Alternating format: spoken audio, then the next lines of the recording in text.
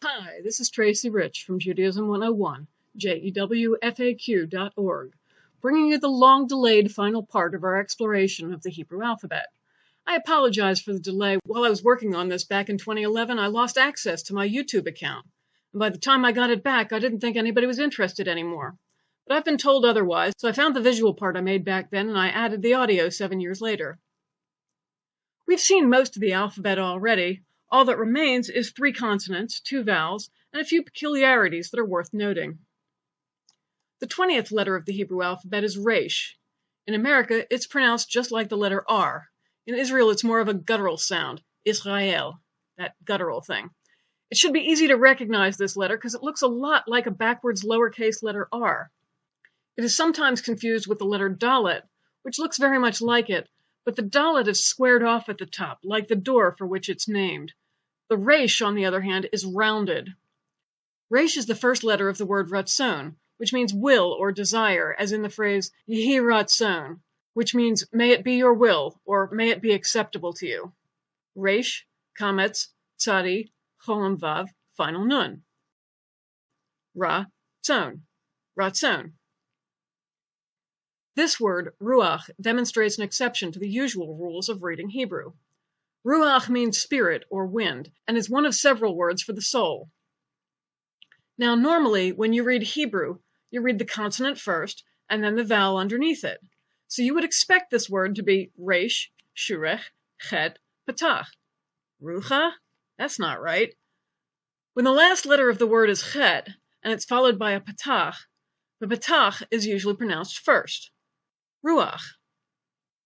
Some texts push the patach to the right to make this more clear, but I don't see this very often. Technically, the same thing with this different order of pronunciation happens with the ayin and with the dotted hey. But the ayin is silent, so you wouldn't know the difference, and the dotted hey with the patach at the end is very rare, so the only one you need to worry about really is the chet. The next vowel we've sort of seen already. It's cholam, pronounced like the O in open. It is the only vowel that is written above the letters. We've seen it before on top of the letter vav, where cholam vav becomes a vowel altogether. But cholam can appear as a vowel next to other consonants and does not affect their pronunciation. Note that the cholam alone is often an alternate spelling for words that have a cholam vav. For those who are interested in Jewish numerology, a cholam vav has the value of 6, which comes from the vav, whereas a cholam by itself has no value, like all vowels. So if you exchange a cholam vav for a cholam, you change the numerical value of the word. A cholam is used in one of the most common words in the Torah, vayomer, which means, and he said. Vav, patach, yud with a dagesh, cholam, mem, sagol, resh. Vi, yo, mer, vayomer. The last vowel that we haven't seen yet, a rather rarely used one, is kibbutz. It makes the oo sound, as in Google. It's pretty much the same sound as shurek, which we've already seen before with the vav. As with cholam and cholam vav, kibbutz and shurek are sometimes alternate spellings of the same word, and change the numerical value of the word. Kibbutz appears in the word Chanukat, which means dedication. It's the source of the name of the holiday Hanukkah. Chet, chetaf patach, nun, kibbutz, kaf, patach, and we haven't seen this last letter yet. Chanu, kat, chanukat. The next letter is 2 for the price of 1, shin and sim. In unpointed texts, they look exactly the same, but they function as separate letters. Shin has a dot at the top on the right branch and is somewhat more common. Sin has a dot on the top at the left branch.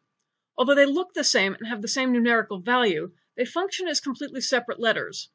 The dictionaries that I have used catalog them separately, and unlike letters like bet vet or kaf chaf, if a word has a shin in it, the shin never becomes a sin, or vice versa. Shin is the first letter in the word shalom, which means peace. Shin, kametz, lamed, cholam vav, final mem. Shalom, shalom. Sin is the first letter in the name Sarah, the name of one of the biblical matriarchs. Sin, kametz, resh, kametz, hey. Sa, ra, Sarah. Now you may notice that the dot at the top of the branches of shin and sin are in the exact same place as the dot for cholam. They look exactly the same. So what do you do when these letters are next to each other? When a word with a cholam comes before a shin, or when a word has a sin followed by a cholam? Normally, the dots merge into each other and only one dot is shown. You can see this in the name Moshe, Moses. Mem, cholam, shin, segol, hey. The cholam and the shin use the same dot. So how do you know whether to pronounce that dot as an O? If the letter before the shin has no vowel of its own, or if the sin itself has no vowel of its own, then you need to pronounce this as a cholam. And now for the last letter of the Hebrew alphabet, Tav. Now, most people today always pronounce this letter as T, as in tank. But like Bet, Vet, Kaf, Chaf, and Pei, Fei, this letter has a dot that for some people changes its pronunciation. The Ashkenazic pronunciation that dominated America until the 1950s pronounced this as an S when it didn't have a dot, and it transliterated it as TH, which may be why you've heard your parents or grandparents talk about a bas mitzvah instead of a bat mitzvah, or why you may have seen a TH at the end of boxes of matzah. You'll still hear this pronunciation in many Orthodox communities or among Jews who learned it this way in the 50s or earlier, but most people today pronounce it as in tank. Tav is the first letter in Torah, which is usually translated as law and refers to the first 5 books of the Bible specifically, or to Jewish law generally. Tav, cholam vav, resh, kametz, hey. To, ra, Torah. And that's all the letters of the Hebrew alphabet. There's just one more thing I wanted to talk about, a Hebrew word that is never pronounced the way it's written, and that is the 4-letter name of God. And this is it. Now, I can show you this on a computer screen because this is not a permanent medium, but please don't print it out and destroy it. The name should be treated with respect. The reality is, we don't know how to pronounce this name properly anymore. The later rabbis said that this name should not be pronounced outside of services in the temple. And after a few hundred years without a temple to pronounce it in, the pronunciation was lost. Historian Josephus, who was apparently himself a Kohen, a priest, and who wrote about Judaism for the Greeks and Romans in the periods right after the destruction of the temple, wrote that the name was 4 vowels. And you can see that all of these letters are sometimes part of a vowel, so that makes a lot of sense. But is the vav a cholam vav or a shirek? Is the yud a chirek yud or a tzereh yud? We don't know, and it's very disrespectful to pronounce somebody's name wrong. In prayer, we usually pronounce this name as Adonai, which means my Lord. Now, Adonai is just a regular word that can be used for just a regular person who's a superior. Think of it as Lord with a lowercase l. But if you're talking about God, you shouldn't use even that regular word's pronunciation. The preferred substitute outside of prayer is Hashem, which simply means the name. Now, that substitute is only used when you're talking about the 4-letter proper name of God, and not when you're talking about some of his other names like Elohim and El Shaddai. You don't substitute Hashem for those because they're not the name. Another substitute I sometimes hear is Adoshem, which is a combination of Adonai and Hashem, but I haven't heard of that as much lately as I used to. Most permanent prayer books will write the name in this 4-letter form, so it's easy to spot it because it has no vowels. And it's very unusual to see any vowels on this form of the name. For more temporary printings of prayers, where you don't want to risk printing the name on something that might be destroyed, this substitute abbreviation is commonly used. I used this in the prayers I put on JewFac because I was worried my readers might print them out. It should be easy to spot this word because there is no other word that's just a yud yud. Like any other name, it's pronounced Adonai.